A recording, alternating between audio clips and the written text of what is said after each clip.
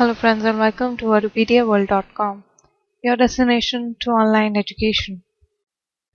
Friends, as in this section of periodic table, we have already understood the modern periodic table, and now it's also very important to understand the types of element present in the table, which can help us to understand and learn the properties of element more effectively. So we categorize these types of element into four sections. First is the representative elements, second the transition elements, and third be the inner transition elements, and fourth be the inert gases or the noble gases. Friends, please keep in mind that these elements are represented on the basis of the electronic configuration of the elements present in the particular groups. And also, as these type have many subtopics which we can't ignore, so we shall study and discuss it on one-on-one basis. So let's start, friend, with this session with the representative elements. As by now we know that the periodic table is a chart which organizes the element according to the similar chemical and physical properties. And if we talk about the representative elements, these are those elements which have the first two families, that is group 1 and group 2 on the far left, and last 5 groups on the right side, that is from 13 to 17. Let's understand the concept and the nature of the representative elements. Before starting with the representative elements, let's brush up with the modern periodic table.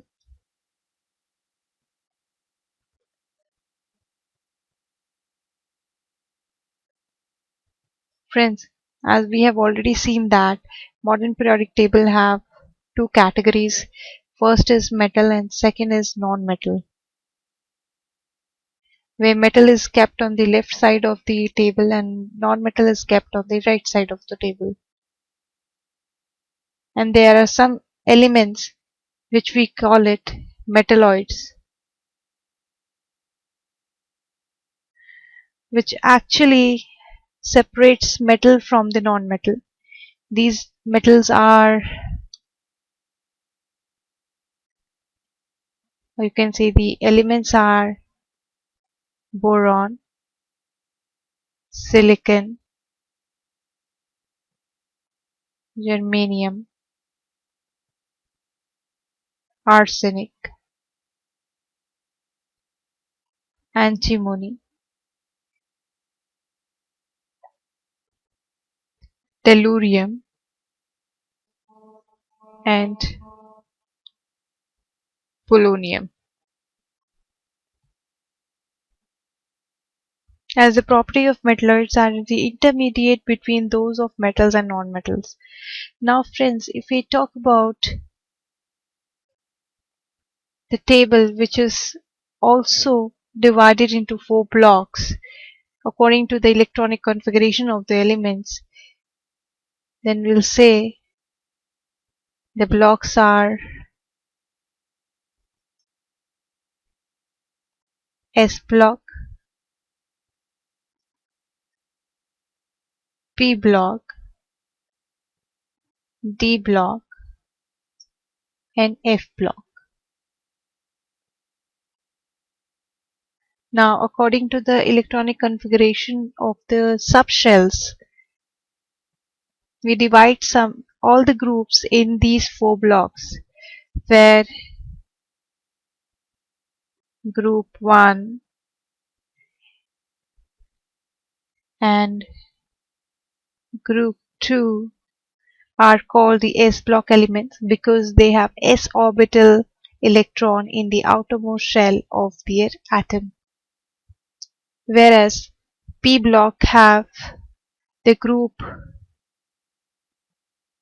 from 13, 14, 15, 16, 17 and 18. These are the P block because they have a p orbital electron in the outermost shell of their atom. Similarly, the D block, where the group 3 to 12 are the D block elements because they have d orbital electron in the outermost shell of their atom. The F block, we have the lanthanide and the actinide series.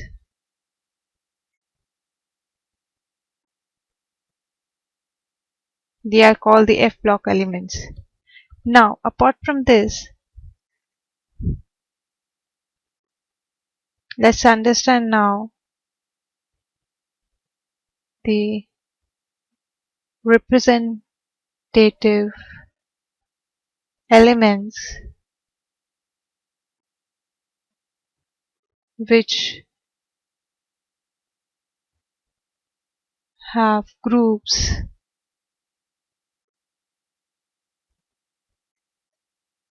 1, 2,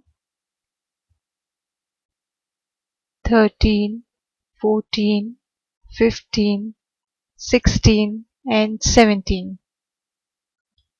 This is just like keeping similar families in a one house, like 1, 2, 3, 13, 14, 15, 16 and 17. These all groups of families you can say are kept in one room or one house, which we call them representative elements. Why are they similar? Yes, why? Because the main reason is all the inner shell of the elements of respective groups are complete. That is only outermost shell is incomplete. Are you getting my point? That all these groups have this kind of similar character, that their elements having all the inner shells complete, just only the outermost shell is incomplete. Right? Yes, friends, you can also note that representative elements are also called the normal elements or the typical elements.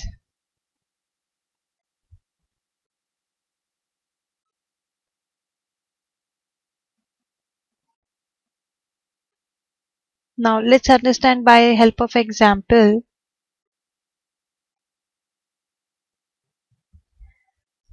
That is, all the elements of the particular group of the normal elements or the representative elements have the same number of valence electron in their atom. For example, if I take the group 1, that is, we have lithium, sodium, potassium, indium, cesium and francium. They all will have valence electron in their outermost shell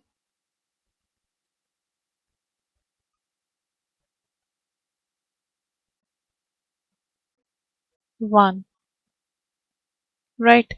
That is, all having one valence electron in their atom.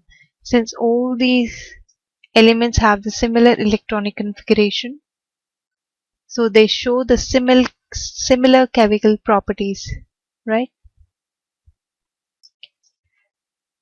Similarly, you can see group 17, which contain halogens like fluorine, chlorine, bromide and iodine, etc. all have the 7 valence electrons. Since they contain the same number of valence electrons, all the halogens show the similar properties.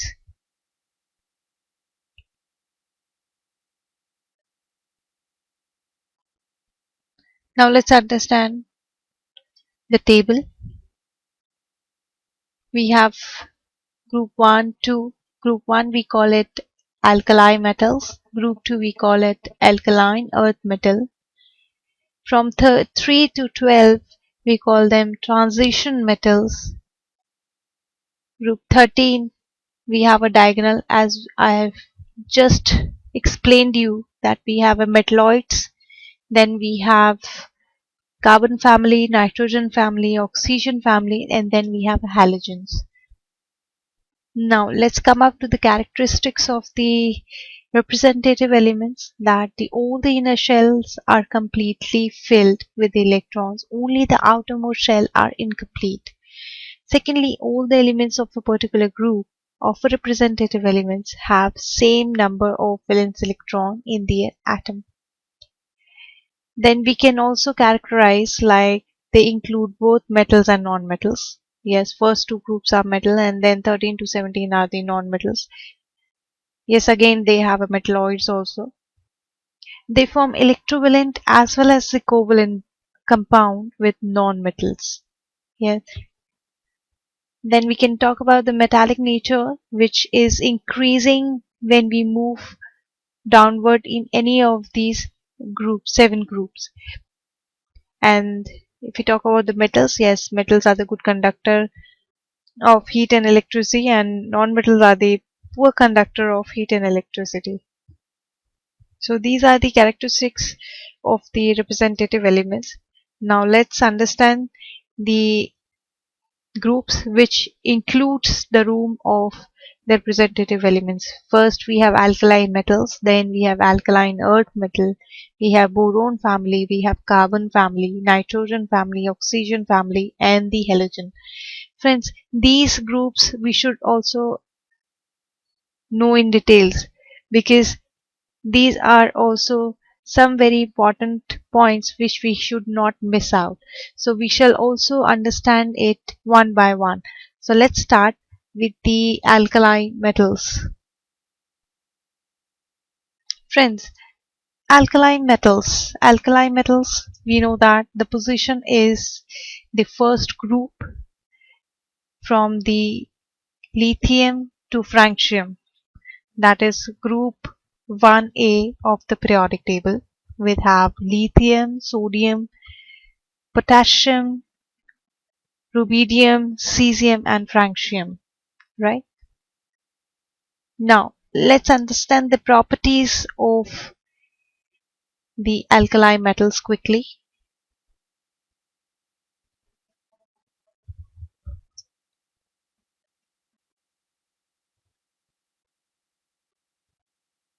Alkali metals. First property, it's a metal, right? Second, if we talk about the physical property, these are some silvery, soft, and not very dense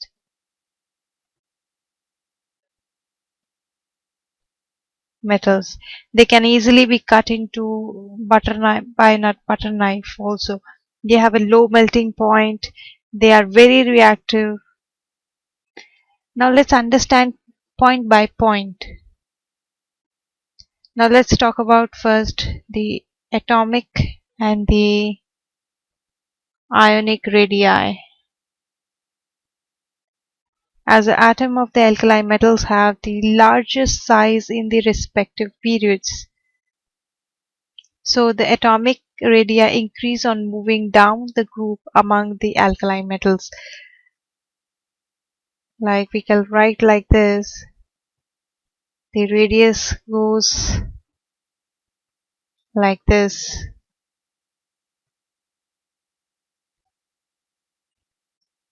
We have lithium, sodium, potassium, rubidium, cesium. So you can see like this, when we go downwards, the radii increases. Why? As on moving down the group, a new shell is progressively added, although the nuclear charge also increased down the group. but the effect of addition of a new shell is more predominant. So the alkali metal change into positively charged ion by losing their valence electron, and the size of the cation is smaller than the parent ion of the alkali metal. However, within the group of the ionic radii increase with the increasing atomic number. Now let's talk about the ionization energy.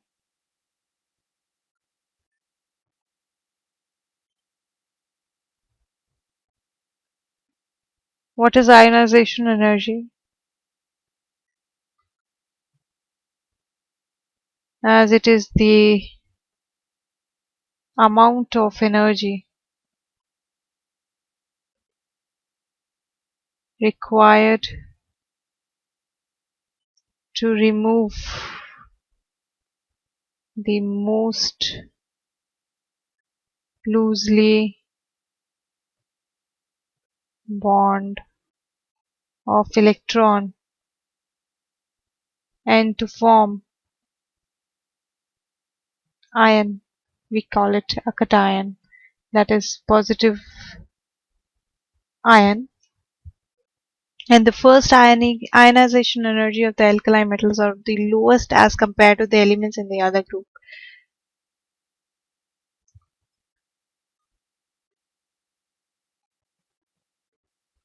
So what we say is the alkali metal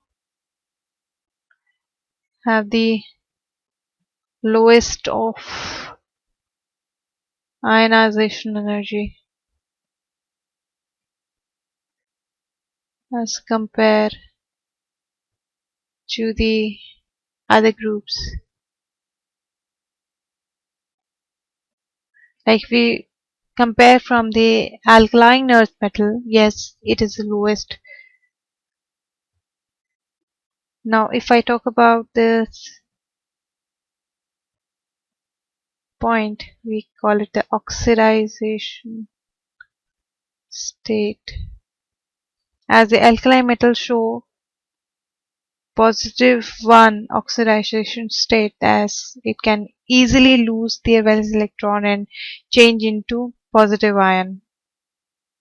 Just due to the low ionization energy, the alkaline metal can easily lose their valence electron and gain stable noble gas configuration. But the alkaline metal cannot form ion as the magnitude of the second ionization is very high. This series of ionization, first, second, third, you'll be studying in details in the higher standards. Just to make you understand that the alkali metal will lose its outermost electron, that is, it easily oxidize into positive ion and get stable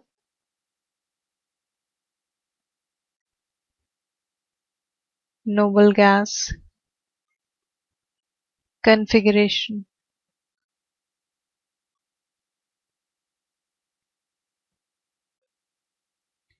Next, as we talk about the melting and the boiling points of alkali metals are very low.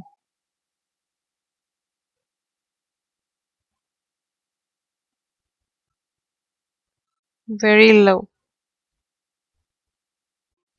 Because the intermetallic bond in them are quite weak, and this decrease with increase in atomic number with increase in atomic size. So if we move downwards, the melting and boiling point start decreasing more and more. That's why they have the soft iron, or they are called the soft metals. And if we talk about the density,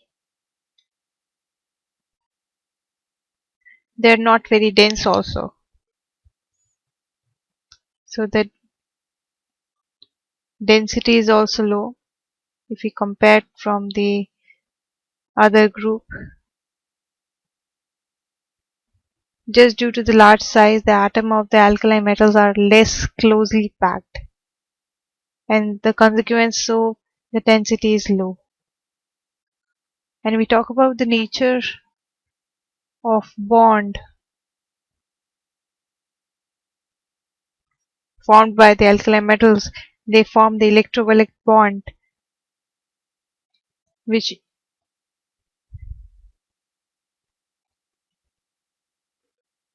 electrovalent bond.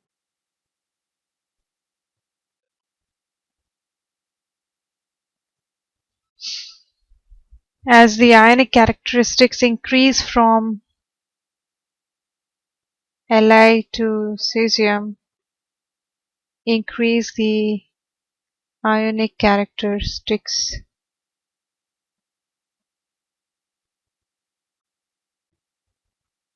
As low value of ionization energy which decrease down the group and hence tendency give the electron increase to form electropositive ion. And the conductivity, yes,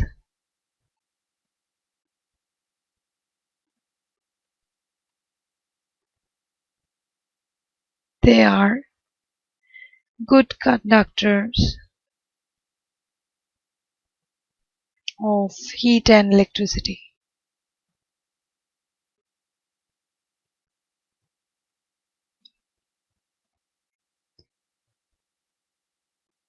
Now let's understand it in brief. That first electronic configuration is NS1, that is the number of period number, that is 1. They have one valence electron in their atom. They can lose their valence electron easily just because the ionization energy is very low. The most of the elements are very reactive. Then we have the they can react strongly with water as the vigors of the reaction increase down the group. Alkali metals are also too easy oxidize. As I told you, the ionization energy is very low, so they tend to lose their electron more easily and get oxidized into the positive ion to get a noble gas electronic configuration.